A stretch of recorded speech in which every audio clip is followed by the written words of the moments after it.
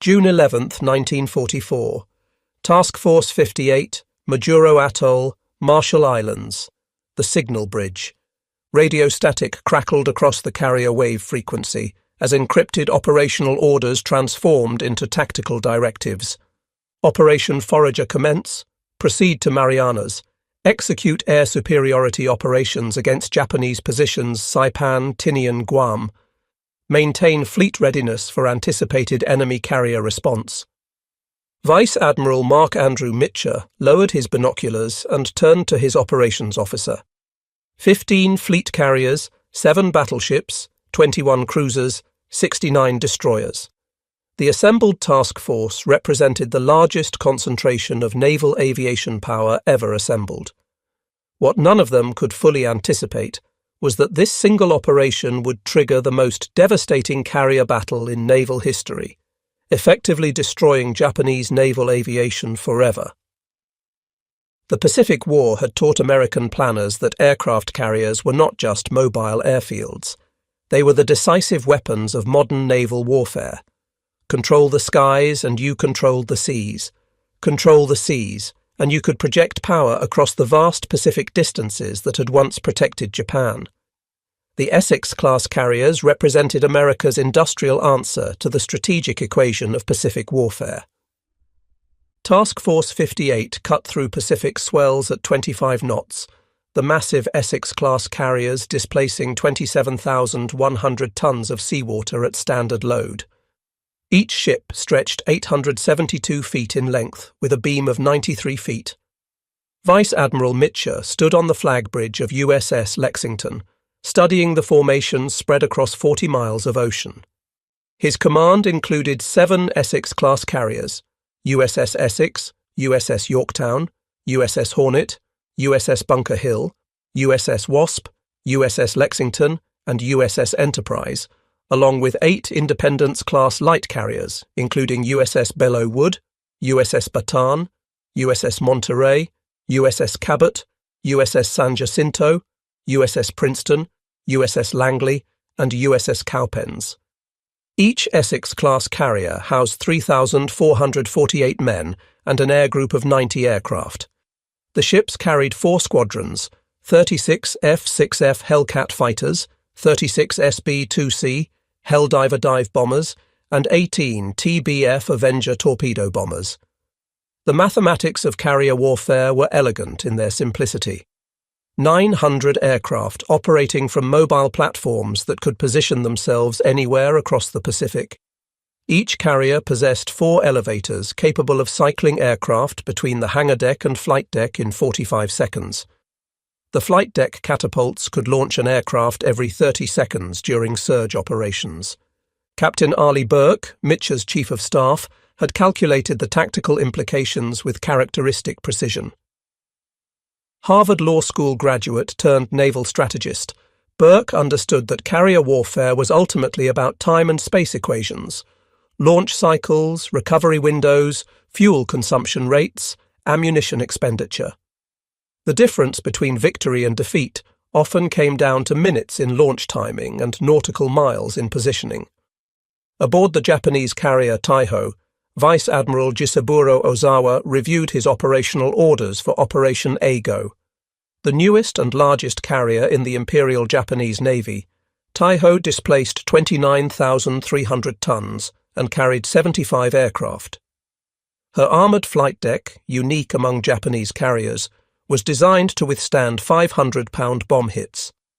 9 carriers with 430 aircraft represented Japan's last concentrated carrier striking force. The first mobile fleet included the veterans Shokaku and Zuikaku, survivors of Pearl Harbor, along with fleet carriers Junyo and Hyo, light carriers Ryuho, Chitose, Chiyoda, and Zuiho. But the numbers concealed a fatal weakness that plagued all Japanese carrier operations by mid-1944. Pilot quality had deteriorated catastrophically. Where Pearl Harbor veterans had averaged 700 hours of flight time, the pilots aboard Ozawa's carriers averaged fewer than 275 hours. Some had as little as 100 hours total flight time. The mathematics of attrition had destroyed Japanese naval aviation, as surely as any weapon. The Imperial Navy had lost over 400 experienced pilots at Midway, another 250 at Eastern Solomons and Santa Cruz, and hundreds more during the grinding Solomons campaign. The American carriers formed into 4 task groups as they approached the Marianas on June 11th. Task Group 58.1 under Rear Admiral Joseph Jocko Clark, with carriers Hornet, Yorktown, Belleau-Wood and Bataan. Task Group 58.2 commanded by Rear Admiral Alfred Montgomery, with Bunker Hill, Wasp, Monterey and Cabot. Task Group 58.3 led by Rear Admiral John Reeves, with Flagship Enterprise, Lexington, San Jacinto and Princeton. Task Group 58.4 under Rear Admiral William Harrell, with Essex, Langley and Copens. At 1300 hours on June 11th, the first Essex-Class fighter sweep launched against Japanese airfields in the Marianas. Lieutenant Commander Charles Brewer, commanding VF-15 from USS Essex, led 32 Hellcats toward Saipan's Aslito airfield. The Grumman F6F Hellcat represented everything the Essex-class carriers embodied: superiority through industrial mass production. Powered by a 2,000 horsepower Pratt & Whitney R2800 double Wasp engine, the Hellcat could reach 380 miles per hour and climb to 20,000 feet in 7 minutes. Radar operator First Class James Chen aboard USS Essex tracked the fighter sweep on his SK air search radar. The system could detect aircraft at ranges up to 100 miles and altitudes up to 30,000 feet. Stop every few degrees, analyze the return signal, calculate range and bearing. The Marianas air defense consisted of approximately 500 Japanese aircraft, but only half were operational. At 1335, Brewer's Hellcats encountered the first Japanese defenders. 30 Mitsubishi A6M0s rose to intercept, but the engagement was brutally one-sided. The Zero, revolutionary in 1940, was now catastrophically obsolete. Maximum speed of 331 miles per hour. Climb rate to 20,000 feet required 9.5 minutes. No armor protection for the pilot. No self-sealing fuel tanks. Most critically, the Japanese pilots averaged less than 200 hours of flight time, with many having fewer than 100 hours. The first day's combat over the Marianas destroyed 147 Japanese aircraft for the loss of 11 American planes. Commander David McCampbell, commanding Air Group 15 from Essex, would later describe it as clubbing baby seals. The Japanese pilots flew predictable patterns, failed to maintain formation integrity, and showed poor gunnery skills. Their tactical communications were confused and contradictory. Japanese naval intelligence monitoring American radio traffic from Tawi-Tawi began to understand the magnitude of the threat. Emergency messages went out to Admiral Ozawa, ordering the mobile fleet to sortie immediately for the decisive battle. Operation Ago was activated. The plan called for land-based aircraft from the Marianas to attack and damage the American carriers, allowing Ozawa's carrier aircraft to deliver the killing blow. On June 13th, cryptanalysts at Fleet Radio Unit Pacific intercepted and decoded Japanese message traffic revealing Ozawa's intentions. The mobile fleet would sortie from Tawi-Tawi, refuel in the Philippine Sea, then attack the American invasion force at Saipan. Admiral Raymond Spruance, commanding 5th Fleet, made the critical decision that would shape the battle. Rather than pursue the Japanese fleet, Task Force 58 would remain tied to the invasion beaches, forcing Ozawa to come to them. Executive Officer John Williamson aboard USS Yorktown calculated the tactical geometry. Japanese carrier aircraft had longer range than their American counterparts. Zeros could fly 1,940 miles on internal fuel. Kates and Vals had similar endurance. American Hellcats had a combat radius of 340 miles, Helldivers 276 miles, Avengers 275 miles. This meant Ozawa could launch strikes from beyond American striking range, a critical tactical advantage. But Williamson understood what the Japanese had apparently forgotten. modern carrier warfare was not about individual aircraft performance, but integrated system capabilities. Radar-directed fighter control, proximity-fused anti-aircraft shells, damage control procedures, communications discipline.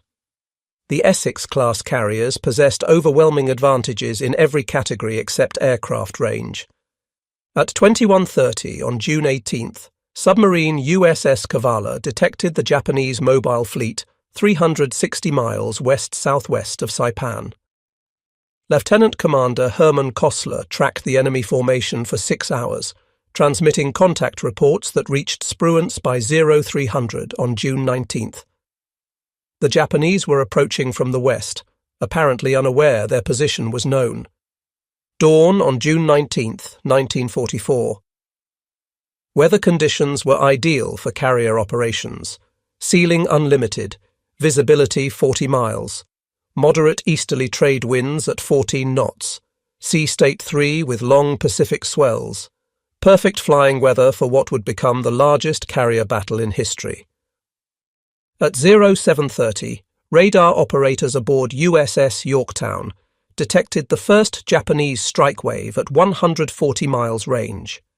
69 aircraft approaching from the west at 18,000 feet.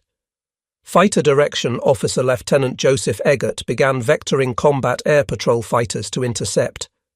The new Grumman F6F Hellcats, armed with 6.50 caliber machine guns carrying 400 rounds per gun, climbed toward the incoming raid. Lieutenant Alex Vrasiu, flying from USS Lexington, was among the first to engage. An ace with 12 previous victories, Vrasiu would later describe the interception. I couldn't believe it. They were flying in perfect formation like it was an air show. No weaving, no cover, just straight and level. In 8 minutes of combat, Vrasiu shot down 6 Japanese aircraft, becoming an ace in a day. The Japanese strike leader, Lieutenant Commander Akira Tarui from carrier Taiho, had never faced radar-directed fighter interception. His pilots, averaging 150 hours flight time, were unprepared for the coordinated Hellcat attacks. American fighters engaged from above and behind, using superior speed and firepower to devastating effect. Of 69 aircraft in the first wave, 42 were shot down before reaching the American fleet. At 0910, submarine USS Albacore fired 6 torpedoes at carrier Taiho from 5,000 yards. One torpedo struck the carrier's aviation fuel system, causing vapor leaks that would prove fatal.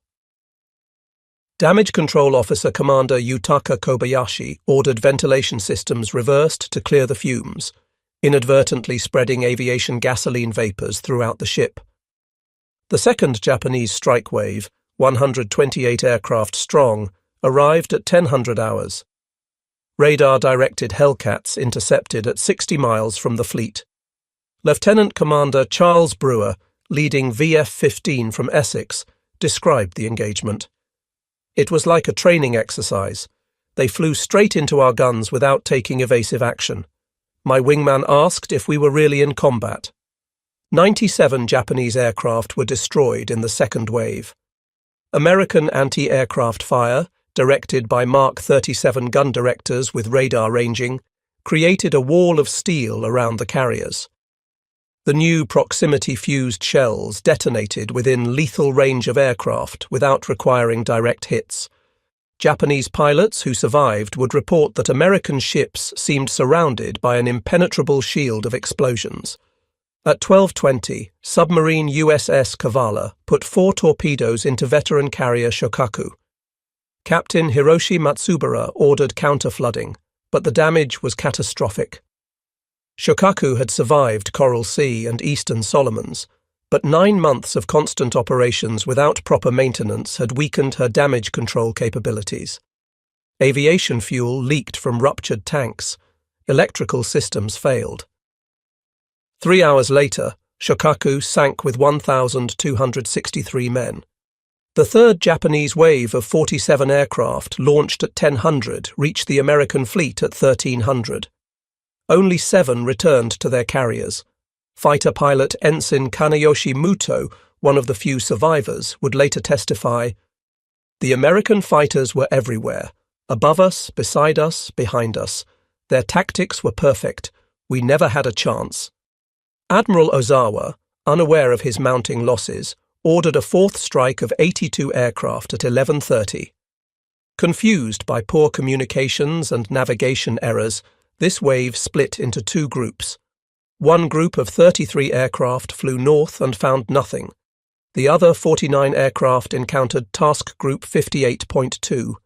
American Hellcats destroyed 30 aircraft in 12 minutes. At 14:52, a massive explosion destroyed carrier Taiho. The accumulated aviation fuel vapors had reached critical concentration. The detonation broke the carrier's back, sending her to the bottom with 1,650 men, including Admiral Ozawa's air staff. Ozawa himself survived, transferring his flag to cruiser Haguro, but effective command and control of the mobile fleet had ceased. By sunset on June 19th, the Japanese had launched 373 carrier aircraft. Only 130 returned. American losses totaled 29 aircraft in air-to-air combat, with most pilots recovered. The kill ratio exceeded 10-1, the most lopsided air combat result of the entire war. American pilots, averaging 300 to 500 hours of flight time, had systematically destroyed their opponents.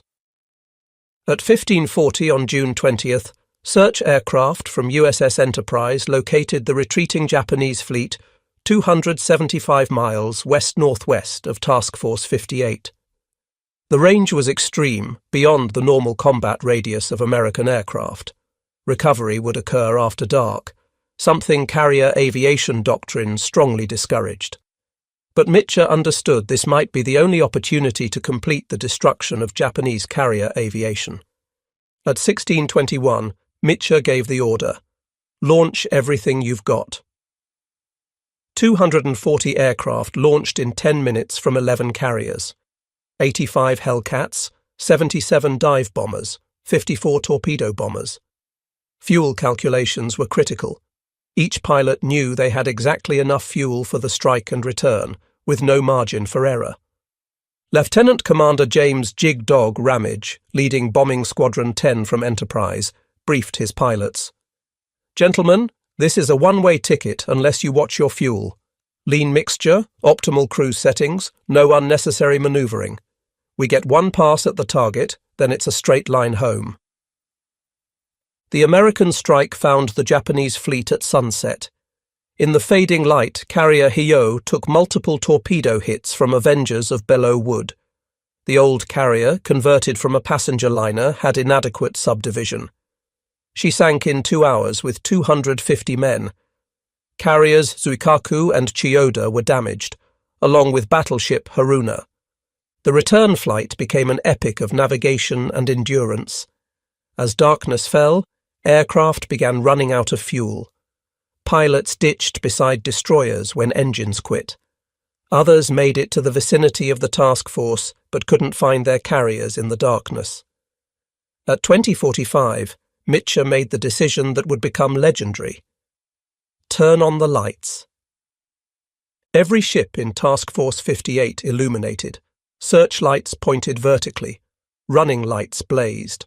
Flight deck lights outlined landing areas. Star shells burst overhead. For 2 hours, the fleet recovered aircraft, many landing on any available deck. 80 aircraft were lost, but most pilots were rescued. The mission had cost American carrier aviation dearly, but Japanese carrier power was finished. By dawn on June 21st, the scale of the Japanese catastrophe was becoming clear. In 2 days of combat, the Imperial Japanese Navy had lost 3 fleet carriers, Taiho, Shokaku, and Hyo. More critically, they had lost between 476 and 600 aircraft, including land-based planes, and approximately 445 aircrew. The survivors flying back to Ozawa's remaining carriers possessed neither the skill nor experience to conduct offensive operations. American losses totaled 123 aircraft, with 76 aircrew killed. More importantly, Task Force 58 still possessed over 750 operational aircraft with trained pilots. The industrial mathematics were inexorable. American training programs were producing 2,000 new naval aviators per month. Each pilot received 500 hours of flight training, including 50 hours in operational aircraft types. Advanced training included radar interception, night operations, and instrument flying.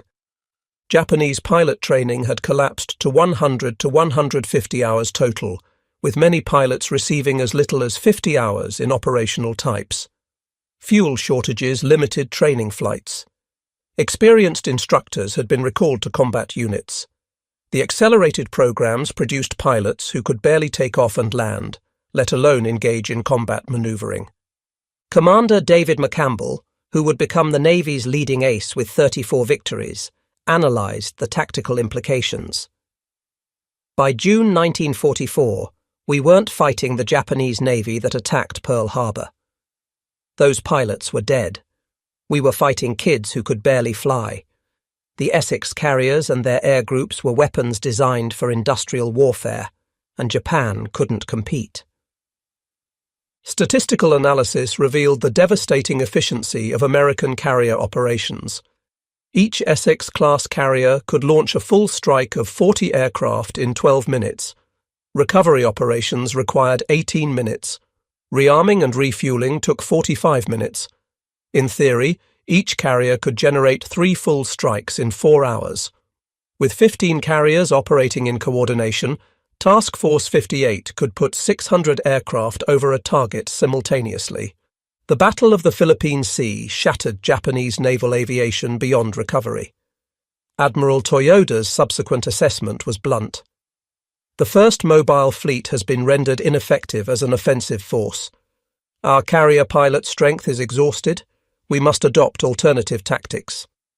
Those alternative tactics would manifest 4 months later as kamikaze attacks, the desperate resort of a navy that could no longer train conventional pilots. Vice Admiral Ozawa, rescued from the water after Taiho's sinking, submitted his final report on June 24th. The enemy's radar-controlled interception was perfect. Their pilots displayed overwhelming superiority in every aspect of air combat. Our attacks were defeated before they could reach effective range. The mobile fleet's air groups have ceased to exist as a combat force. The Essex-Class carriers had validated the American approach to naval warfare through industrial mass production. Each ship incorporated lessons learned from previous combat. Improved ventilation systems prevented the accumulation of explosive vapors. Enhanced damage control training meant that even severely damaged ships like USS Franklin and USS Bunker Hill would survive attacks that would have sunk earlier designs. Production statistics revealed the futility of Japanese resistance. By June 1944, American shipyards had commissioned 7 Essex-Class carriers, with 17 more under construction. The Newport News Shipbuilding Company alone was launching 1 carrier every 6 months. Total construction time had been reduced to 14 months through standardized components and assembly line techniques. The technological gap was equally decisive. American radar systems provided 100-mile detection ranges with height-finding capability. The Mark 37 gun director with Mark 12 radar could track aircraft at 40,000 yards. VT proximity fuses increased anti-aircraft lethality by 300%. Combat information centers coordinated defensive efforts with unprecedented efficiency. Japanese technology remained frozen at 1941 levels. The Zero fighter, revolutionary at war's beginning, had received only minor improvements. Radar systems were primitive and unreliable. Communications equipment was obsolete. Most critically, Japan lacked the industrial capacity to incorporate combat lessons into new designs. Training programs revealed the strategic divergence between the combatants. The U.S. Navy Training Command operated 14 air stations with 10,000 training aircraft. Monthly pilot production exceeded losses by a factor of 3. Each pilot progressed through primary, basic, advanced, and operational training phases. Combat veterans rotated home as instructors. ensuring tactical lessons were immediately incorporated into curriculum. Japanese training had collapsed into abbreviated programs producing marginally qualified pilots. The Yokoren program, which had produced elite naval aviators before 1942, was reduced to teaching basic flying skills. Advanced combat training was eliminated due to fuel shortages. Formation flying, gunnery practice, and navigation training were minimal or non-existent. The human cost was staggering. Of the 450 Japanese aircrew lost in the Philippine Sea, most were irreplaceable veterans with over a year of combat experience. Their loss meant that institutional knowledge of carrier operations died with them. The survivors lacked the experience to train replacements or develop new tactics. American personnel policies ensured continuity of experience. Combat tours were limited to preserve veteran pilots. Rotation policies meant that every squadron contained a mixture of veterans and newcomers. Experienced pilots were assigned to training commands after completing combat tours. This systematic approach to human resource management proved as decisive as technological superiority. By October 1944, when the Imperial Japanese Navy made its final gambit at Leyte Gulf, the carrier force that had stunned the world at Pearl Harbor no longer existed.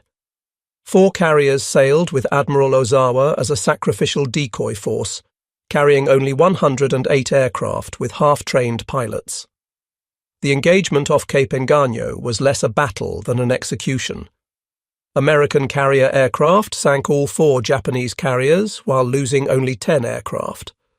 The Essex-Class carriers would continue operations throughout the Pacific War, but their greatest victory had already been won.